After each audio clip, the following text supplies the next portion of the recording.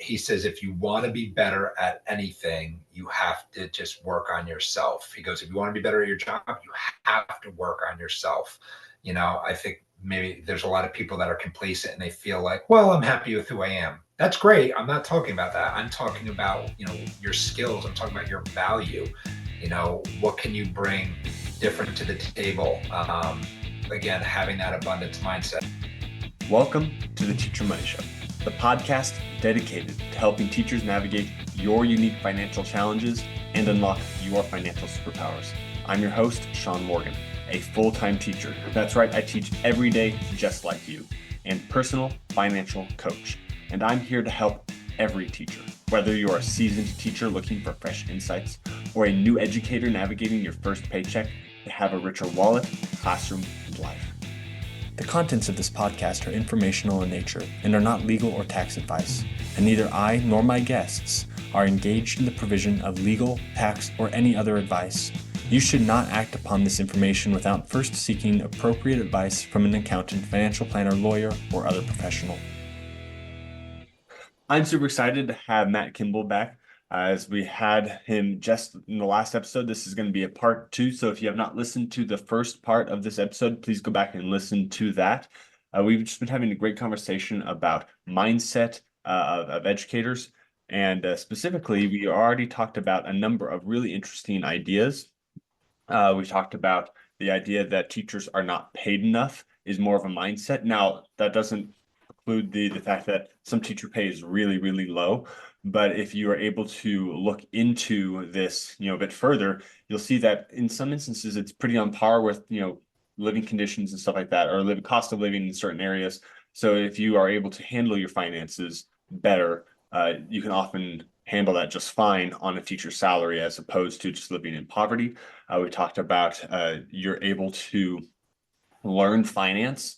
And it's good for you to learn finance. You can learn anything. You can be a lifelong learner and just understand what you need to about finances. It's not that complicated. So if you take the time to learn it, you can do it. And then we talked about the stock market and how, the stock market is not gambling.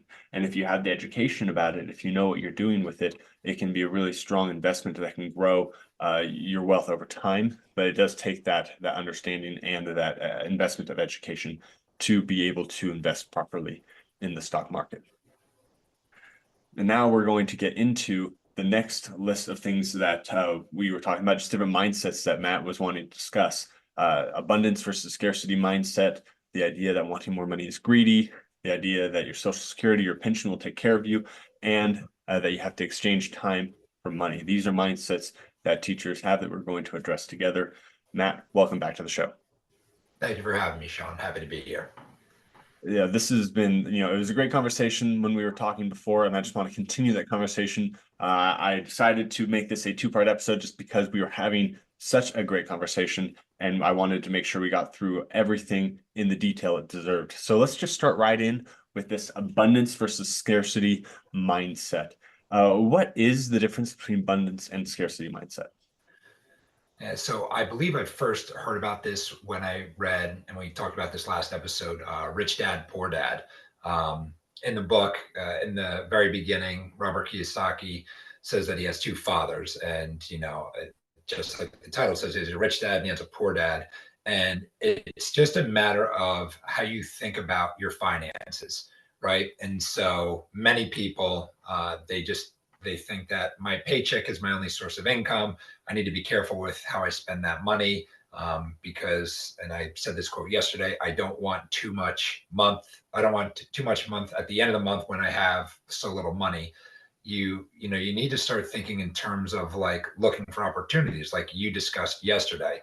There is, in I think this day and age as well, with technology just propelling us forward, there are so many opportunities to make money, to do very well for yourself. I recently read it on like a social media platform. Somebody said that they are making books for kids using AI. So it's generating the story. Then they're using another platform to create pictures, and they're all like the same sort of pictures. And they said that they're just putting on Amazon for like 99 cents. And so you have all of these opportunities. It's just a matter of seeking them out and being an observer of the world. I loved your idea yesterday of saying, putting decorations away for people. When you start to look at things in abundance, it is very freeing to you mentally. You're not walking around on eggshells. You're not worried about spending too much here or there. Um, but it takes time to develop that muscle. It does. And when you start getting out of that thinking of, oh no, like what's this going to cost me? How much time am I going to have to put in at work in order to earn it back? When you start to step away from that, you start to see more opportunities. And as cliche as this may sound, more opportunities start to present themselves to you. You just have to begin shifting your thinking a little bit at a time, and taking 5-10 minutes a day. If you're in this situation where you're like, how do I create that abundance mindset? Just sitting with those thoughts, kind of chewing on them a little bit, thinking about opportunities. And I loved what you said yesterday, starting a business for yourself, creating a product, whatever it is. That's having that abundance mindset. And I've been very fortunate in the past few years, just life circumstances. I've met very successful people, and you could tell they have that abundance mindset. They don't outright say it, obviously, but they just have it. And it kind of just, it comes off of them, and you can feel it, the way that they present themselves, the way that they talk. They just see opportunity and positivity everywhere. And it takes some time to develop that muscle. And I've been, working on that for the past year and a half. You have to catch yourself when you get into a little bit of scarcity mindset. It's a fine line. You have to exercise your no muscle a whole lot, but at the same time, you have to appropriately exercise your yes muscle as well. And just because there's an opportunity there doesn't mean you have to jump at it too. Like that sounds a little bit conflicting with the abundance mindset, but just know there's always opportunities there, whether somebody presents it to you or you make it for yourself. It's out there, and it's just, like I said, it's just a muscle that you have to develop, you have to think on, and the longer you do it, the better you become at it. Yeah, I mean, I love what you're saying about looking for opportunities, but also not taking all of them, because the only truly limited resource is time, right? You just cannot do more time in your life. So if you are Yeah. trying to take on too much without the right systems in place to help you do that, then you'll not be able to do it. So just keeping in mind that you're looking for the right opportunity to grow and grow at the right pace, but just know that there's always more opportunity there. Nothing is going to end you. I mean, I've talked about this multiple times on the podcast. I made an investment about a year ago in a property that has just gone terribly. It has been really, really bad for me. And I'm working my way out of that right now. And if I'm in a scarcity mindset, it's, well, this is the end, might as well just die now, right? It's all over. But if you're in abundance mindset, it's well, what did I learn from that? What opportunity can I take next from that? And just keep moving forward, knowing that there will always be more opportunities, more things that you can do next to grow and prosper as a result. There's always more ways to do that. And then the other thing about an abundance versus scarcity mindset that I just really want to point out to teachers is all of these things that we're talking about, you already know it. You just use different words for it. Like, I know that by raise of hand at home, right, everyone, this is true. Do you have a fixed mindset versus growth mindset poster on the wall at your school? Guaranteed everyone's hand is up, right? We all have the, oh, we're trying to have a growth mindset thing going on, right? This is the same thing. The growth mindset is the abundance mentality, right? The fixed mindset is the scarcity mentality. We understand this idea in a classroom, but then we step outside of the classroom and we don't always live it, right? We're not always good at applying what we're teaching our students in the classroom to our own lives, especially not to our finances, right? So just keep in mind that this idea of there's always room for growth, there's always an abundance, there's always opportunity. That is the opportunity that we're talking about, the abundance we're talking about, that you're already teaching your students, and you can just apply more to your own life and to your own finances. What are your thoughts on that, Matt? It's interesting. I found it funny, raise your hand if you have that poster. And we all teach that, right? And we do, we're guilty. We all carry that poster. Question is, can you live that lifestyle? And I remember that I ran a workshop, I don't know, years ago on growth mindset versus fixed mindset. And I told the teacher at the beginning, I go, listen, I can hand you some papers. I'll give you a little bit of information. We do some activities where you like self-assess. I go, but instead, like, why don't we assign ourselves some homework? Why don't you do some things that you wouldn't normally do? And I think there was probably about a dozen teachers in it. And I remember by the end of it, a teacher came up to me and they said, I signed up for, it was at the time, it was like one of those mud runs, whatever you want to call it. But she's like, I was really nervous about doing it. She said, I didn't think I was in good enough shape. She said, thought I had to train. She goes, but I did it. And she goes, I don't even know what my time was. I don't know what place I finished. She goes, but I did it. She goes, and and what you were telling us during the workshop about the feeling that comes with it, she said, is tremendous. So the fact that I told them to just question their beliefs, get outside your comfort zone, get comfortable with being uncomfortable. It was like, you have to live that life. And as teachers, we teach it, but unless you're living it, it's hard to really get down to the nitty gritty and know what it feels like, and this is why I tell my kids that I do what I do, waking up very early, reading, journaling. And I tell them about my own struggles with those sorts of things, trying to problem solve. I give them real life examples and I know that it makes it more realistic for them. But to your point, it again, and I said this before, you have to practice that abundance mindset. You have to practice that growth mindset. And you have to be willing to do things differently. You have to be willing to be flexible. And I give you a lot of credit, Sean. You said you invested into a property and it didn't pan out. Yes, the fixed mindset and the scarcity mindset says, all right, this isn't for me. Never doing that again. The abundance mindset says another opportunity is going to come up and I'm going to take what didn't go right here and I'm going to adjust it so it goes right in the next investment for me, and embracing that failure. And that's something I tell my students constantly, like they get it wrong and I encourage them, like, that's awesome that you tried. I'm like, let's do it again. Let's figure this out together. When you learn from it, that's what matters. And people who've asked me about, they asked me about investing when they have losses. I have a colleague, they put in quite a bit into some crypto stocks and they did it at the height and, they were all excited and then it tanked and they sold and they're like, I can't believe it. I took such a loss. I go, just remember when it comes to investing, it's only a loss once you sell it. Otherwise it's just a loss on paper. I go, and this is kind of similar to, you're talking about having, making maybe not the best choice for an investment property. If you walk away from it and you're just like, that's the end of it, then yeah, it is the end of it and it's going to hurt a lot more. But if you're like, I'm going to get another opportunity, then it's going to present itself. I've applied for, I think like 80 to 85 principal jobs. And I just keep hearing the same thing. It's like, we're looking for somebody with experience. I could sit there and be like, that's not fair. Like, how am I going to get the experience unless somebody takes a chance on me? So what do? I just look at what's out there. I look at what I'm doing. I think about the good that I have going on. And then I think about things that I can adjust. But I know that there's always going to be new opportunities. And the last thing I'll say is like, it's kind of like stocks. People are like, I missed out on Bitcoin. And, I missed out on this stock or that stock. And I was reading through the comments and one person said, just remember, there's always going to be another one and then another one. It's like you just have to be patient, but understand there's always going to be opportunities. And sometimes you just have to create the opportunity.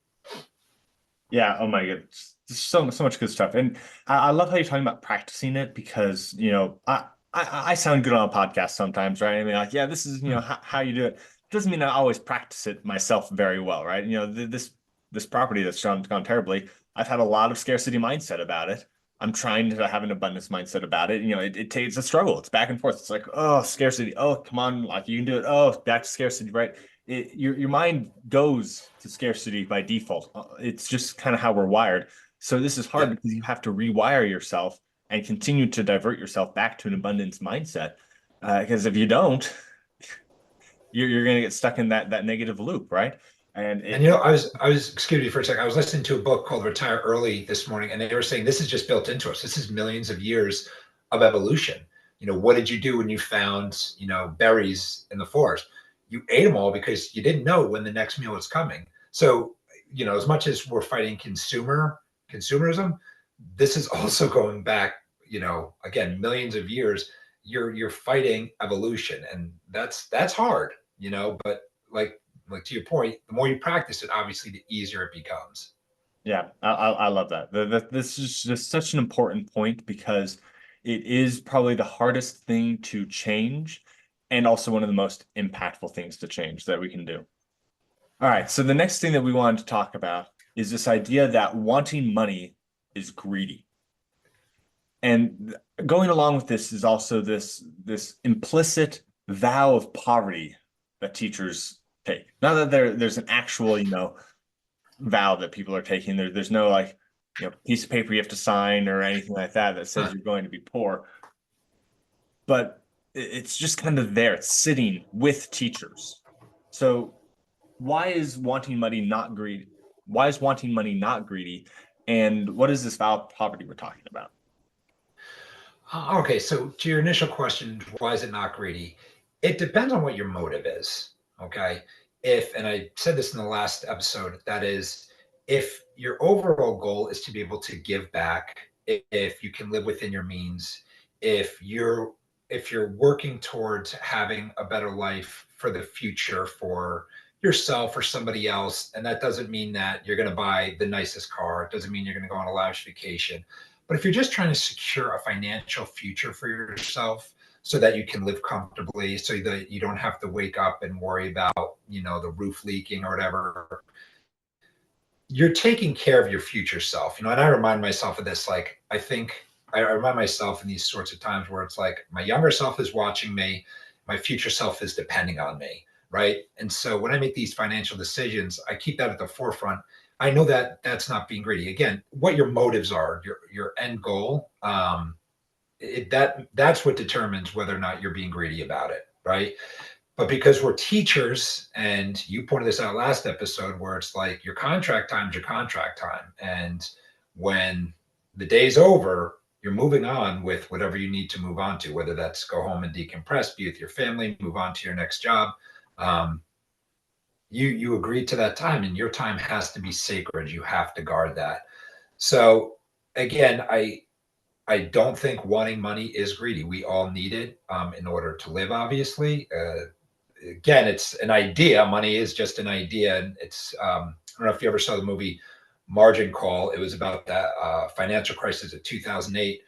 But the CEO of this brokerage company, he's eating dinner with Kevin Spacey. And it was just after they sold off all their horrible funds to their investors and scammed them. But he says to him, he goes, money's just an idea. He goes, we put value to it. He goes, so we don't kill each other trying to buy, bread. And I thought about that. I was like, wow. I was like, that's pretty profound. It really is an idea. Uh, and then going back to when you have that abundance mindset, though, and you don't get so attached to it, it's okay to want more of it. Again, whatever your end goal is, that's more of what determines it.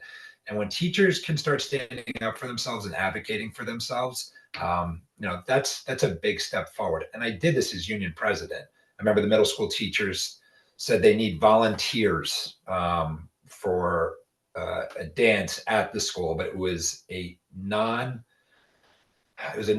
function. And they're like, what do we do? And I'm like, if you want my honest opinion, you don't chaperone. You don't go. I go, you can ask them for money and then you can go negotiate that. I go, but I'm telling you, as a union president, do not volunteer. That's really important. They need to know that you have boundaries. They need to know that your time is your time. And if they want it, there's value attached to it. And you're simply just taking care of yourself. I won't be guilted into that sort of thing. That's just not going to fly with me. And I try to help teachers see that as well. Oh my gosh, they have a tough enough time taking a sick day.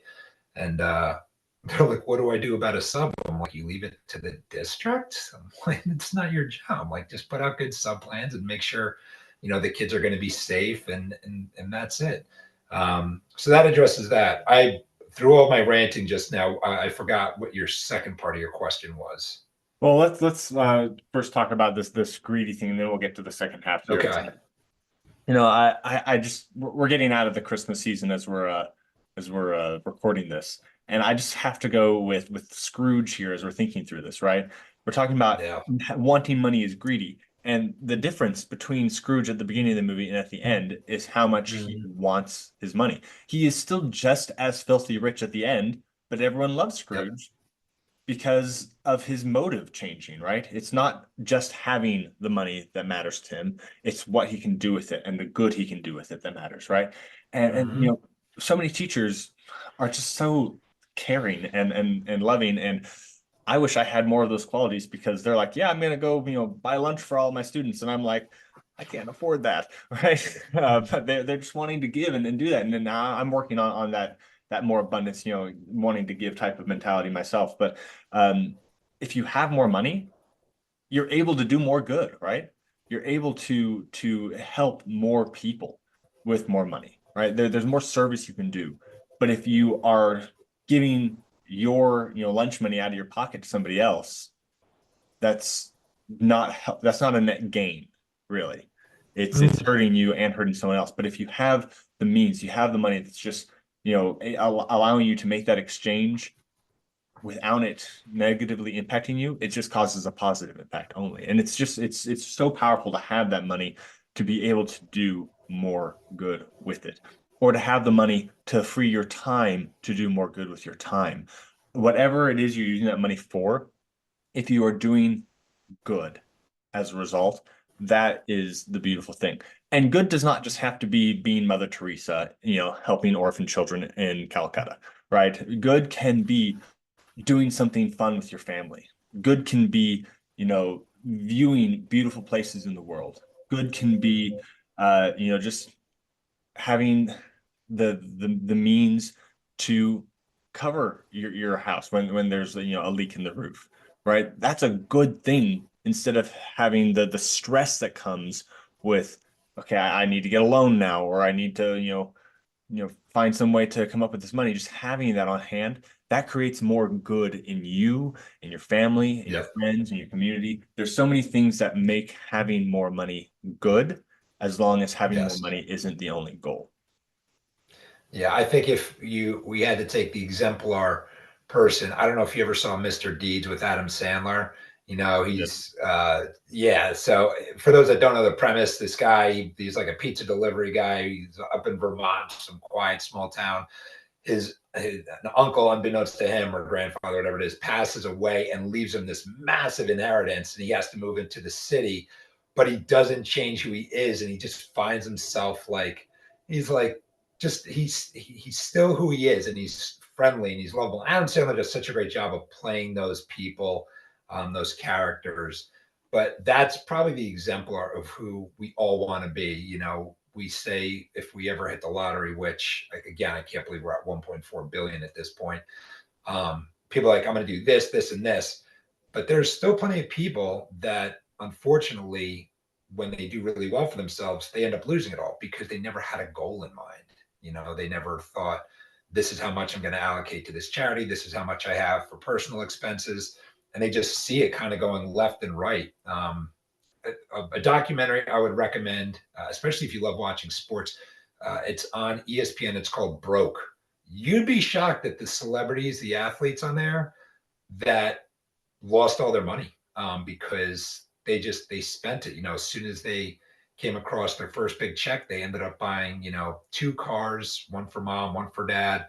They got themselves a really big house unnecessarily, and just as quickly as you come across it, it can disappear. And I believe that. I believe the quicker you come across money, the quicker it disappears because you didn't develop the muscles to hold on to that. That's why true wealth is built over time. And that's why it ends up staying in the family. You have those open discussions about it. You talk about how to take care of it, but taking care of others as well. Like, that's important. Anybody who hits the lottery, I don't care. It's going to last a whole lot shorter unless you are already good with money. And the truth is, people who are really good with money, they don't play the lottery. Maybe once in a blue moon, but they're really not playing the lottery. They might buy one ticket, it's 1.4. They know that there's almost no chance. They might do it for entertainment, but they do not consider that's not a muscle that they're exercising. They know how to build true wealth. There's a difference between riches and wealth, and then there's it's called quiet wealth or stealth wealth. And that's what you want to do, is you want to build quietly, and then you live humbly. And when you reach that age where you can retire, you do so peacefully on your terms. And I've seen people do it, and it seems like it's a phenomenal way to live. So, and that's something that I'm working towards as well. Awesome. So the next part of this question then was about the vow of poverty teachers take. Why do teachers have this mentality, and what can we do to get out of that? Yeah, so this goes back to the previous conversation.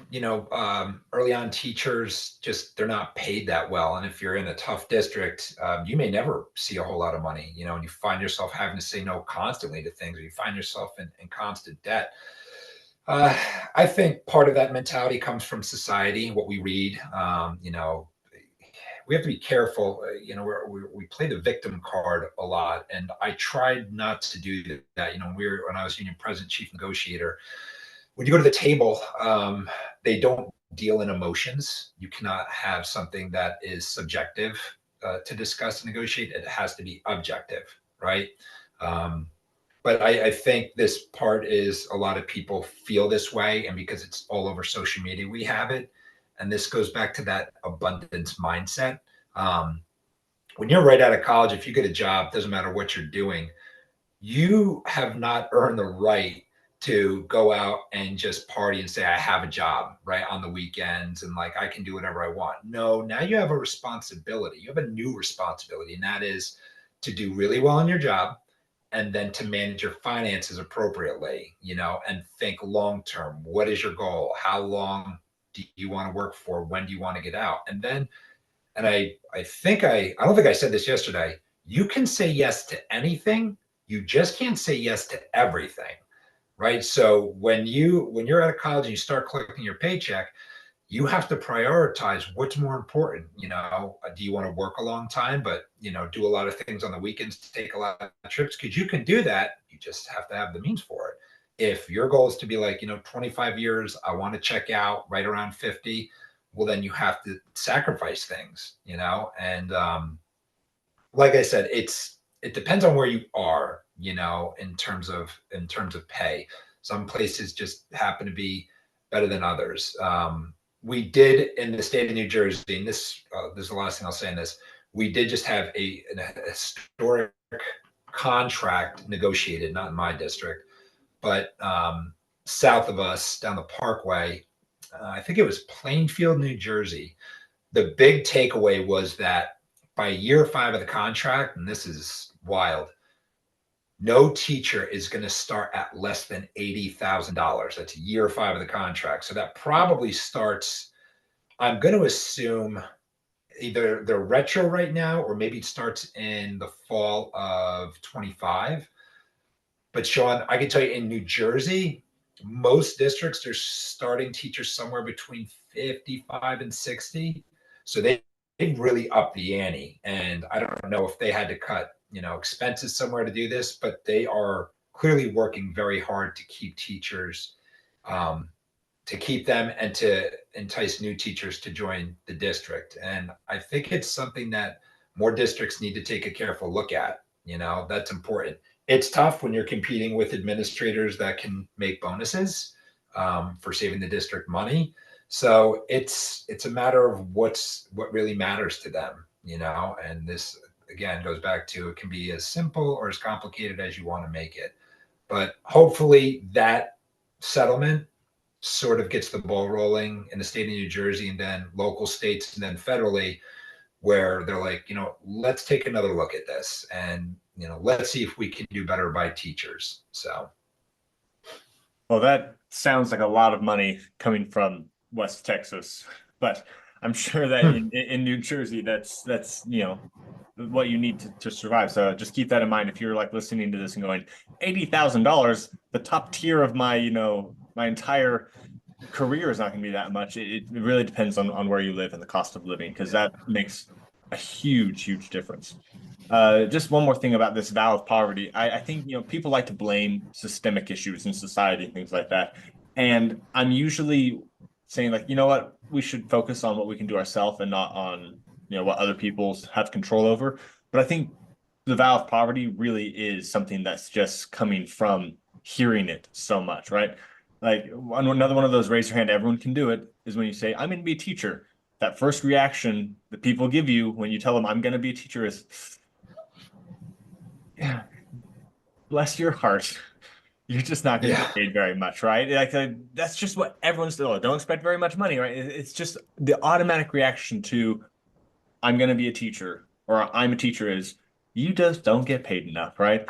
And when you get told I am not going to be rich in various formats again and again and again, and no one's telling you you can be rich, you just say, well, I guess I'm not supposed to be rich. So you don't take the effort to learn about it. You don't take the effort to make the changes in your life that you need to become rich. So it really does Yep. come back to just having that mindset of I can take whatever I'm paid and do well with it. It comes down to like if I make $100,000 and I spend 110, I'm poorer than somebody who makes 50 and spends 40, right? Yeah. You have to have the gap, and it's very possible to make that gap to then become wealthy.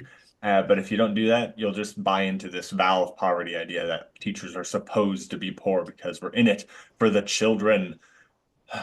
Yeah. Yes, we're in it for the children, but you'll be better in it for the children if you handle your money better. That's my Yes. rant. 100%.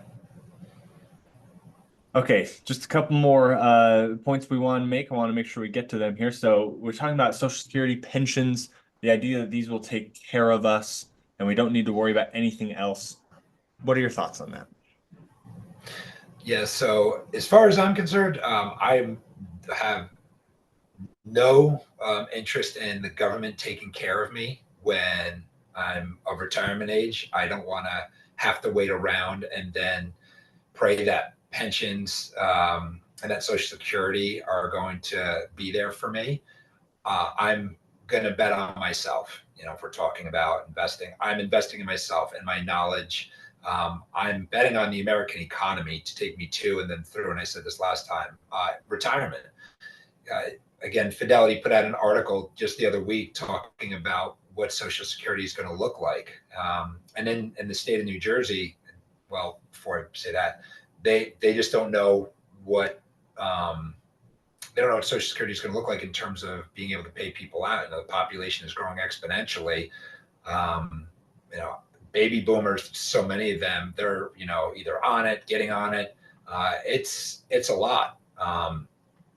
So that being said, taking care of yourself financially doesn't mean relying on just the government. That's great if that's coming in, but if you are able to invest early on and let that money grow over time, now you have multiple sources of income in retirement. When I was doing landscaping jobs, I remember you get calls from older people and they want to negotiate with you, and then they would tell you, no, I just have Social Security coming in. And I think, as bad as I feel, like I'm not negotiating down to what they wanted me to, and I just saw what that lifestyle was like. And I feel bad for those people. Now, we are very fortunate, Sean, that we grew up in the age of information, and not even just the age of information, the age of technology. You could literally find out, and you said this last episode, anything just going on YouTube. I mean, so much of my knowledge has come from that, from recommendations for books. I must have something like 20 checked out books downstairs right now from the local library. I consume all of this stuff. I'm very fortunate. Generations before us did not necessarily have what we have at our fingertips now. So I feel like I'm getting all this information at just the end point of time where I should be getting it. It's not too early, unfortunately, but it's not too late either, right? I'm getting it probably the latest I should be getting it, and I'm making the most of it. But going back to your point about Social Security and pensions, in the state of New Jersey, they're telling us they don't know what the pension is going to look like in 2027 and then 2031, and they're saying just based on the numbers that they ran, they had a private meeting. It was a pretty grim outlook. Now the good thing is the state has decided to start contributing again to our pension. Just a quick backstory: starting in 1992 with Governor Whitman, when the state needed money, they dipped into the teacher's pension, which was funded, I want to say, with like hundreds of millions of dollars, possibly more, with the promise that it would be paid back. And then after Whitman, you know, you had the 96 governor. I can't keep up with everybody, McGreevy, whatever it is, but they all just kind of kept taking, but nothing was getting paid back on the promise that it would. And then it was struck down, I believe, by a judge that the state had to fund it back. Murphy came in and he made it so that the state would fund the teacher pension again, which was, you know, a big win for us.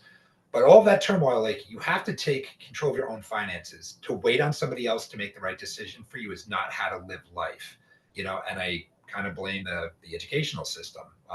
Everybody's asked the teacher, is this good enough? Is this correct? I'm not going to do that. I'm going to inform myself about things, make the decisions that are best for myself, and I'm going to put myself in the best position to make sure that I can live a happy, debt-free, carefree sort of life once I retire. And the last thing I'll say in regards to Social Security and pensions, depending on your age or financial situation, I recommend reconsidering if you're already contributing to it. Just be careful about getting into a 403B.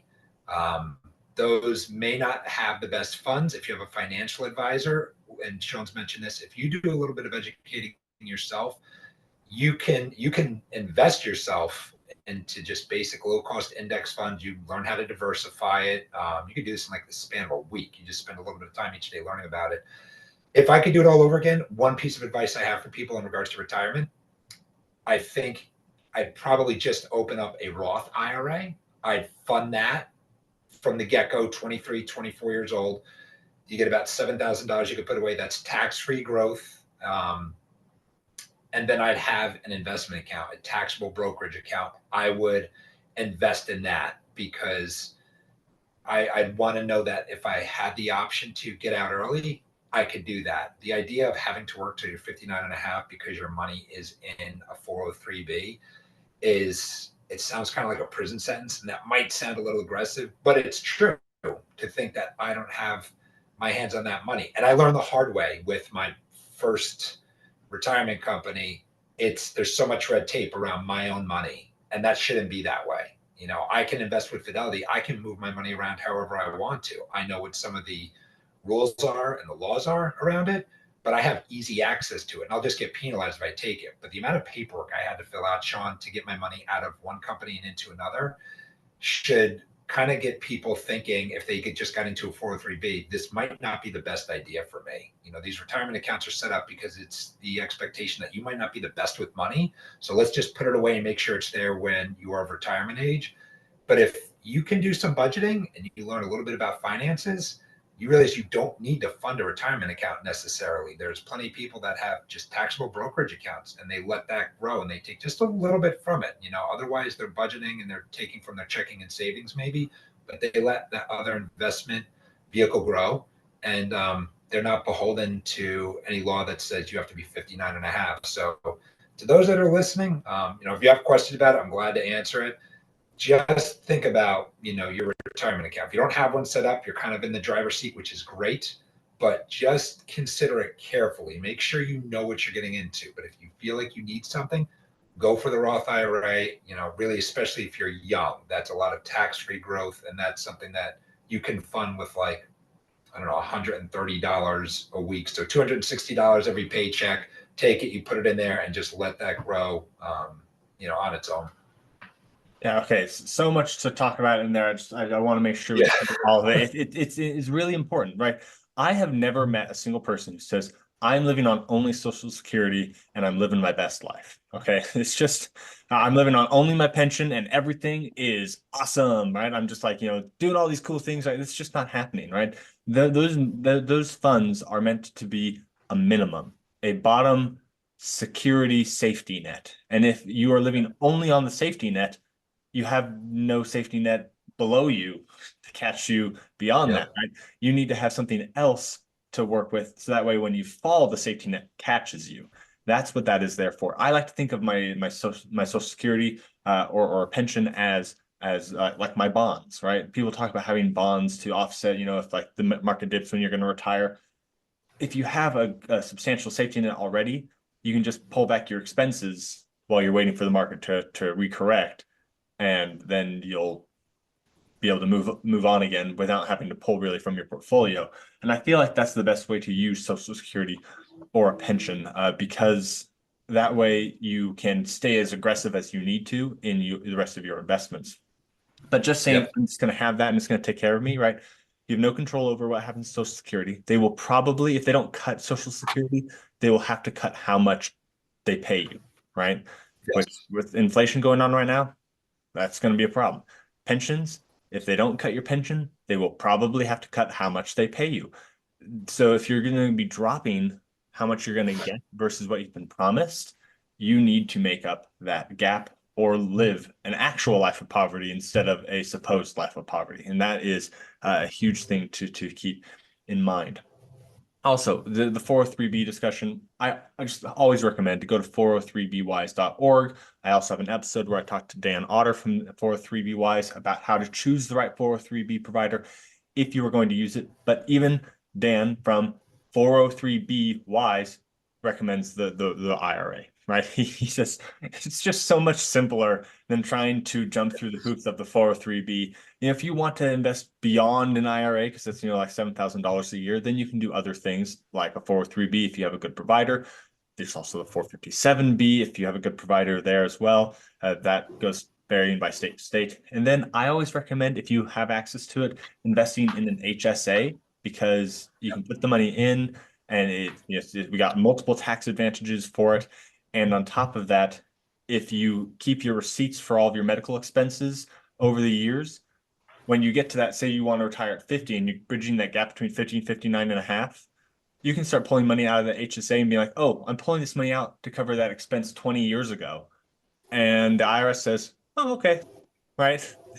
That's allowed. So if you just keep a good record of that, you know how much money you can pull out of that HSA without incurring a penalty, then you Yep. have that as a gap as well. So that Roth IRA, that HSA, those are two fantastic vehicles for doing that. But if you have more money and you're wanting to invest it, putting money into a 403b, I'm not against that, just for the reason of, even if you want to retire before 59 and a half, you're still going to Mhm. be alive most likely after 59 and a half. So having a little bit in different buckets, depending on where you want to go with that money, right? Yep.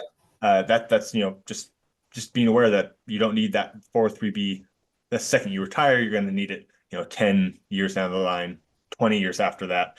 It's going to be there for a long time. So just playing with it. What is your goal? Where do you want to be? And then putting your money in the right place accordingly is super, super powerful. Yeah, to those that are listening to, and to Sean's point, if you just do a quick Google search of, it's like something along the lines of like how to invest, like where to invest wisely, safely, whatever you want to call it. There's actually a step to it. Like, first it's your emergency fund, then it's debt. There's actually steps of how you should invest your money based on what your goals are. But for common people, there are different steps. You make sure you have an emergency fund, then you start paying down any debt. Along those lines, and Sean makes just such a great point, is there's just understand there's a lot of different avenues in order to grow wealth, and I know that maybe us talking here, people are like, oh my gosh, like, HSA, taxable brokerage, Roth IRA.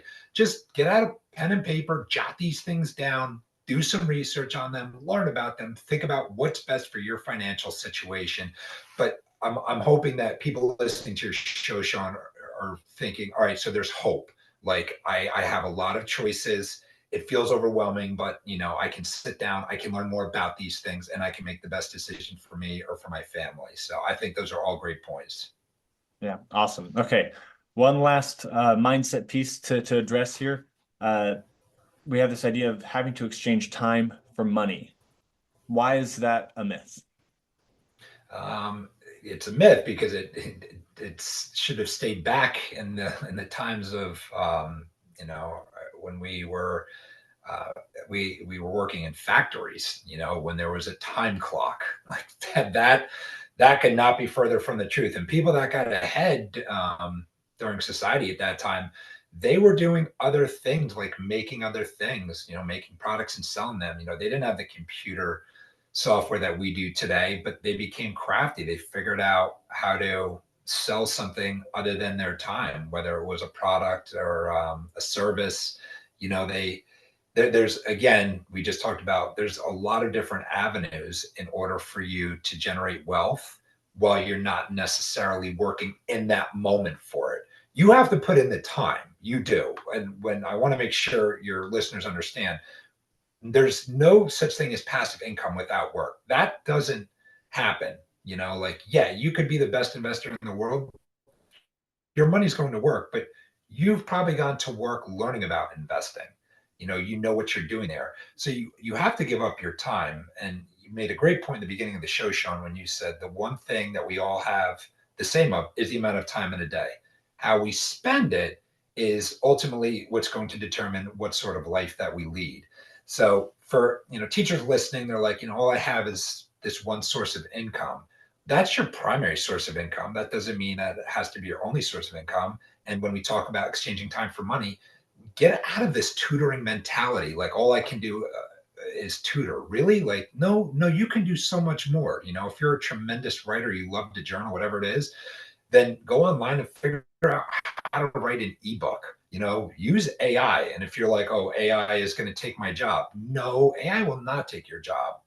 The person that knows how to implement AI to make your job more efficient and of higher quality, they're going to replace you. But there's so many ways to make things and sell things, and you don't have to be around it. I was just listening to that same podcast about retiring early, and they were talking about vending machines. Like, this is kind of the craze now. Everyone's like, I'm going to own vending machines.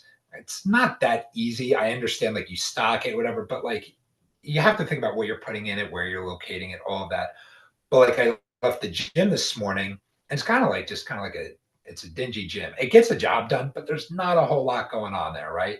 And I thought, what if I put in a vending machine that strictly just had like Luna bars, that just had healthy snacks in there?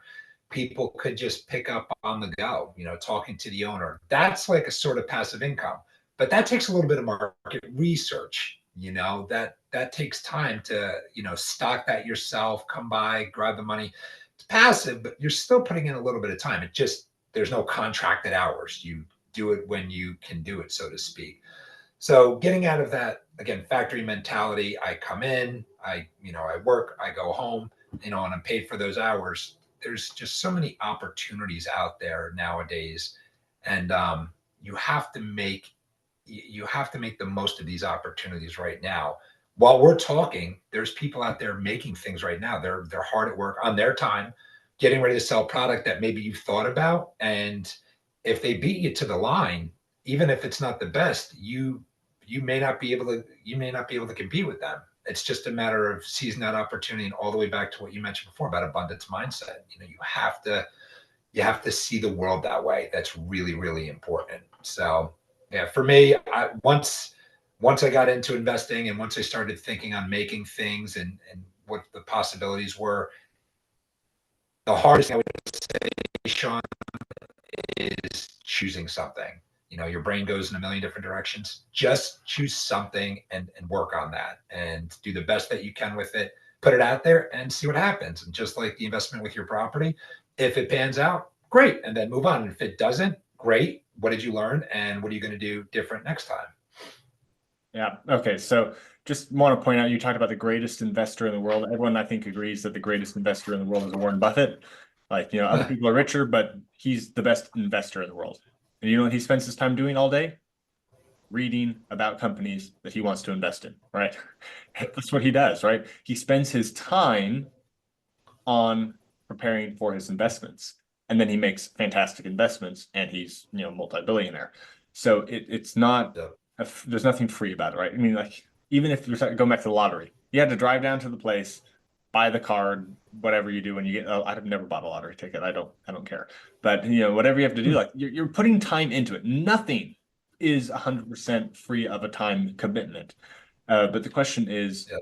are you going to spend your time doing something that's a one-for-one exchange, where you say, I'll give you 1 hour and you give me this much fixed amount? Or are you going to spend your time doing things that are going to grow your amount that you get for time, right? And Yep. investing is something that does that. As you invest, as you get knowledge, that allows your exchange of an hour to grow and grow and grow for how much money it brings instead of just keeping a consistent single amount that you get back for each hour that you put in for work. Yeah, absolutely. And the sooner you can grasp that concept, and the sooner you're willing to take some chances and find out what sticks and what doesn't, the better off you're going to be. It's just a matter of getting after it and just doing the best that you can. Awesome. Well, you know what, Matt, this has been a fantastic conversation. We've had, two basically full hour-long sessions talking, and it's been so much fun, so much good information here. I just got two more questions for you really quick. What is your number one tip for teachers to have a richer wallet, classroom, and life? Let me take a look at my notes here real quick because I jotted down a whole lot. I know I seem a little bit quote obsessed, but I was like, what do I want people to? I already said it before. Just understand that formal education will earn you a living, but your personal education will earn you a fortune. You have to work on yourself. And I mentioned him yesterday, Jim Rohn. He says, if you want to be better at anything, you have to just work on yourself. He goes, if you want to be better at your job, you have to work on yourself. I think maybe there's a lot of people that are complacent and they feel like, well, I'm happy with who I am. That's great. I'm not talking about that. I'm talking about, your skills. I'm talking about your value. What can you bring different to the table? Again, having that abundance mindset. I was going to read off some quotes about wealth. But it's just important that people understand it takes time, and if you can do it on your time, that's sort of the best feeling in the world. But just have a positive mindset about things. I know it sounds cliche. You hear it from like Tony Robbins and every other self-help guru, but it really is. It just comes down to a mindset. If you really want it, you'll find a way to get it. But just always be upskilling, always be, finding ways to add value to your own life, most importantly, and then, your career as well. Um, that's really important. So that would be my number one piece of advice is just continue working on yourself, and then the rest kind of just follows suit and falls into place. I'll post a whole list of quotes from Matt here on the show notes for this show at teachermoneyshow.com/podcast. Or once again, if you go down to underneath your podcast player, you can find the direct link to his show notes page there. And you can just peruse the great quotes that Matt has cultivated to help you understand wealth and mindset, to help you start your education. Because that's been the number one thing is just get the education, continue to learn about your finances and anything else in life, because that's what's going to improve you most. Okay, Matt, last question. If a teacher really wants to connect with you, how can they do that? Sure. So you can reach me at my personal email. And I'm going to preface what I am about to tell you with my father created this for me when I was young, and I just have not changed it since. So it sounds a little bit juvenile, but it's actually Matt Y Kimbell at gmail.com. So it reads as Matty Kimbell at gmail.com. MattyKimbell at gmail. But that's going to be your best way, if you wanted to contact me. And I put it out there on some social media platforms. I'm more than willing to help people take hold of their finances. I do that with people near me now, like my cousin. I just helped him put a budget together. We looked at his, credit card statements, his checking statements, and I talked to him about investing as well. But I love just educating people. I work with kids all day, and it's all well and good, but I like helping people with real world problems, especially finances. It's really important. They feel like they're in the driver's seat. They have control of their future. So that would be the best way to reach out to me. Awesome. Well, thank you so much, Matt, for coming on the show. It has been a ton of fun, a wealth of information, and I'm so happy we were able to discuss teacher mindsets and how we can break free of like scarcity mindset and all these other things that are holding us back to live our best life, to live a richer life, and just to empower teachers to become the very best that they can be. Yeah, absolutely. Thank you again for having me, Sean. It's been a pleasure. Wow, that was fantastic. Two great episodes with Matt, just really diving into the mindset for teachers. And I just absolutely loved it. Thank you, Matt, so much for sharing your knowledge with us. It was a ton of fun. Now it's time for the Cliff Notes. The Cliff Notes are brought to you by Fidelity. Once again, Fidelity is not a sponsor, but I do have a referral link that you can find on the show notes page at teachermoneyshow.com/podcast. He mentioned Fidelity as what he uses for his own investments. I use it for mine. It's got low fees, an easy interface. They're not going to, surround you with red tape before you pull your money out. It's just a really good brokerage that I would recommend if you haven't already started your own brokerage account with another vendor. So look into them for an IRA or for an HSA, even if you don't have an HSA provider with your school, but you do qualify. There's lots of great things you can do with Fidelity. Now, on to the clip notes. So going back to the first episode with Matt, we talked about three things. Teachers not paid enough is a mindset. Finances are not for teachers. It's too complicated for teachers to understand. And the stock market is gambling. We debunked these myths by first talking about how, regardless of how much you're paid, you are in control of your spending. So while in some places it's harder than others because of high cost of living or low pay, you can still do things to make sure there's a gap between how much you earn and how much you spend. And as long as there is a gap, you are growing your wealth.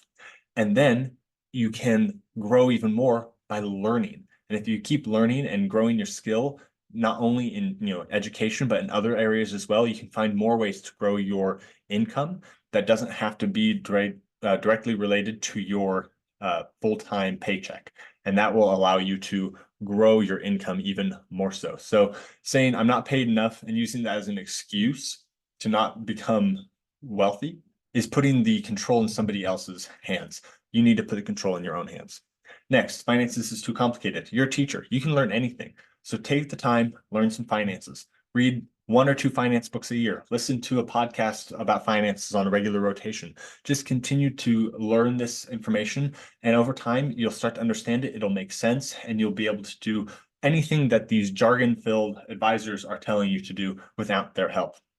And then the third thing from the first episode is the stock market is gambling. We pointed out that if you have the education, then it is not. And of course, a low-cost index fund is a great way if the education piece seems out of your reach right now to just get started. And then if you need to pick, stocks that you are interested in and that you've learned about and you've met those requirements of I've done all the research I need to, that's the time to start making those educated bets instead of just random betting as you do in a regular gambling. But once again, I always advocate low cost index funds as a way to just grow your wealth slowly compared to some other ways, but dependably over time. And then in this episode, we talked about abundance versus scarcity mindset. Wanting money is greedy. Social Security will take care of me, and having to exchange time for money. These 4 ideas are powerful. The abundance mindset is just all about opportunity. There's so much opportunity out there. You don't want to miss it by keeping your mind closed. But it does take practice. I get stuck in a scarcity mindset often, but then I unstick myself and I try and re-get into an abundance mindset. And it's hard, but it's worth it. It takes so much effort, but it is so worth it. It helps you grow as you take those opportunities that are best for you. The idea that wanting money is greedy, or this vow of poverty, the teachers have to be poor because we're doing a service. That's not the case. You can do a great service. You can serve your students even better if you have the money. If you have the money and you are accumulating that wealth, then you're able to turn around and serve other people even better. It's all about your goal, your motivation, what you want to do with that money that makes it good to have that money to be able to live a better life, support your family better, avoid stress, avoid burnout, and be able to give back to your community. The next one is that you have your pension or your Social Security, and that's going to take care of you. This is true to an extent. It's most likely going to be there, but it's not going to take care of all of your needs and definitely not all of your wants.